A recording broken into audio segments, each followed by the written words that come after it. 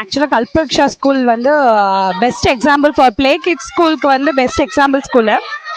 இங்கே பார்த்தீங்கன்னா குழந்தைங்க வந்து அவ்வளோ பர்ஃபெக்டாக டிசிப்ளினாக இவ்வளோ பேரண்ட்ஸ் வந்திருக்கோம், எந்த டிஸ்டர்பன்ஸும் இல்லாமல் அவங்க என்ன கமெண்ட் கொடுக்குறாங்களோ அதை தான் வந்து ஃபாலோ பண்ணுறாங்க. உண்மையாகவே அது பெரிய விஷயம். அந்த குழந்தைங்களை அந்த அளவுக்கு கொண்டு வந்தது ஒரு பெரிய விஷயம். அப்படி சொல்லணும்னா அந்த குழந்தைங்க வந்து இவ்வளோ ஆக்டிவிட்டிஸ் வந்து எங்களுக்கே புரியறதுக்கு அந்த கேம் சொல்றாங்க, அது எங்களுக்கே வந்து என்ன ப்ரொசீஜர் புரியறதுக்கு ஒரு 2 minutes ஆகுது.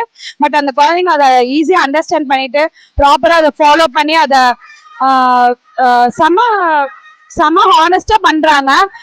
ஒருத்தவங்க வந்து ஒரு ஆள் அவங்களோட ஹெல்பிங் டெண்டன்சி எல்லாமே, அவங்களோட மேனேஜிசம் எல்லாமே இங்க தெரிய வருது. அது வந்து உண்மையாவே பார்க்க வந்து ஓகே நம்ம பிளஸ்டு தான் அப்படின்னு ஒரு ஃபீல் கொடுக்குது. ஓகே நல்ல நல்ல இடத்த நம்ம சூஸ் பண்ணியிருக்கோம் அப்படிங்கிறது வந்து ரொம்ப ஹாப்பியா இருக்கு.